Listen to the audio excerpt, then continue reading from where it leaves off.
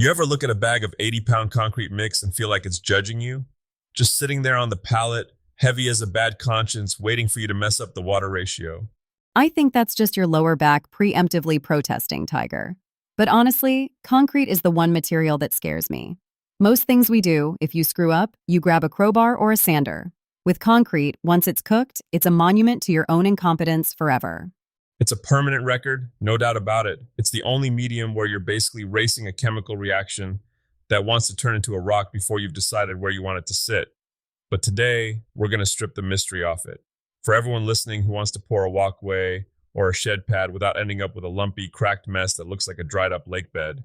All right, let's start at the very bedrock. Pun intended. Everyone wants to talk about the pour, but I've watched enough neighbors do this to know that a bad slab starts long before the truck shows up or the bags get ripped open. What's the stuff under the gray stuff? This is where people get impatient and where the universe punishes them. You can't just scrape some grass away and call it a day. You're building a structural sandwich. First, you need a subbase. That's your native soil. It has to be compacted. If it's soft, like an old sponge, your concrete is going to follow that softness down into a crack. Then comes the base material, usually a few inches of crushed stone or gravel. This isn't just for support, it's for drainage. Water is the mortal enemy of concrete. If it gets trapped under there and freezes, it'll heave that slab like a tectonic plate. Is that why I see people putting down that fabric stuff? The landscaping cloth on steroids? Exactly. Geotextile fabric. It keeps your nice clean gravel from getting sucked down into the mud over time. It's like a separator for your layers. If you skip the base prep, you're basically just pouring a very expensive, very heavy cracker over a pile of marshmallows. Okay, so the ground is ready. It's flat, it's hard, it's drained. Now I see people putting in the skeleton, rebar or that wire mesh that looks like a giant grill grate. Do I really need that for a simple backyard pad? It feels like overkill. Let me tell you a secret about concrete. It's incredible under compression. That means pushing down on it. But it's about as strong as a wet biscuit when you try to pull it apart. That's tension. Temperature swings, settling ground, they pull on the concrete. If you don't have steel in there, those tiny micro cracks have nothing to grab onto, so they just keep moving. Use rebar for anything structural. Half-inch stuff is usually the sweet spot. For a thin walkway, that welded wire mesh is okay, but here's the kicker. People just lay it on the ground. If the steel is sitting on the dirt, it's doing absolutely nothing but rusting. You've got to use chairs or little concrete blocks to keep that steel suspended right in the middle of the pour.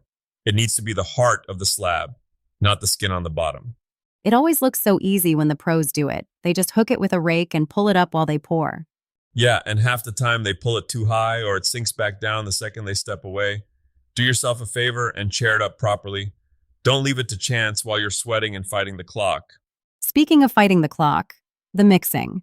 This is where I usually see the most panic. Either someone is using a 5-gallon bucket and a stick like they're making a giant cake, or they have a line of bags and no plan. Mixing concrete by hand is a young man's game or a very small project's reality. If you're doing anything bigger than a post hole, rent a mixer. Your back will send you a thank you note in the mail. But the real trick, the thing that separates the pros from the oh-nos, is the water.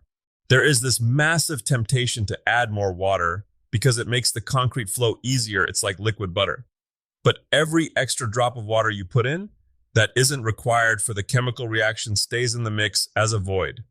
When that water eventually evaporates, it leaves behind a microscopic Swiss cheese structure. Too much water equals weak concrete that'll flake off in 3 years. You want the consistency of thick oatmeal. If it's soupy, you've already lost the battle.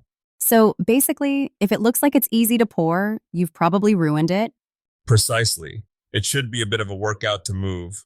You want it to hold its vertical shape if you pile it up, but still cream up when you hit it with a tool. Okay, let's say the pour is done. I've seen you do this, Tiger. You start doing this weird dance with a long board. It looks like you're trying to level it, but you're also kind of shaking it. That's screeding. You take a straight 2x4, and I mean a straight one, not one that's shaped like a hockey stick.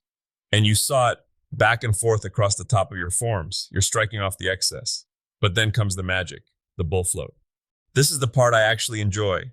You push that big float across, and it pushes the heavy aggregate, the rocks, down, and brings that smooth cement paste to the top. It's like icing a cake that's trying to bite back. You have to wait for the bleed water to disappear before you do your final finish. If you try to finish it while there's still a shimmering layer of water on top, you're just trapping that moisture under the surface. That's how you get map cracking or scaling later on. This is the patience part. I'm guessing this is when most DIYers get a beer, get distracted, and then realize the concrete has turned into a sidewalk while they weren't looking. I once sat on a bucket for 3 hours in 90-degree heat, just staring at a slab, waiting for that water to vanish. My neighbor thought I was having a midlife crisis. I told him I was just negotiating with the chemistry. If you miss that window, you aren't finishing it anymore. You're just scratching a rock. And the edges. I've seen that little tool that makes the rounded corners. Is that just purely for looks? Actually, no. Sharp corners on concrete are brittle. If you leave a 90-degree edge, it'll chip the first time someone bumps it with a lawnmower. That edging tool packs the aggregate down and creates a rounded, compacted shoulder that can take a hit. Plus, it makes it look like you actually knew what you were doing. We've talked about the prep, the steel, the pour, and the finish. But there's one thing I see people argue about. Do I need to cut those lines in it? The control joints? Or can I just have one big, beautiful, smooth sea of gray? Oh, you can have a big smooth sea for about a week. Then Mother Nature is going to draw her own lines, and she has terrible handwriting. Concrete is going to crack. It's a fact of life. Control joints are just us telling the concrete where we want it to crack. We're basically pre-scoring it. You want those joints to be about 1/4 the depth of the slab. If you don't use a groover while it's wet, you'll have to come back with a diamond saw later, which is a dusty, miserable job that'll make you look like a ghost by the time you're done. So, what's the biggest tiger disaster you've had with this stuff? Give the people some hope.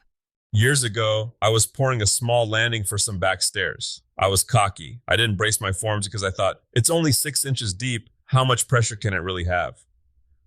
Halfway through the pour, the sideboard just bowed out like a belly after Thanksgiving dinner.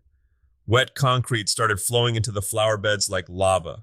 I was out there in my good boots, trying to kick mud back into a hole while my wife watched from the window. I ended up having to screw a brace into a tree just to hold the line. It looked like a crime scene by the time I was done. See? Even the master gets handled by the mud sometimes. That's the thing about concrete. It respects no one.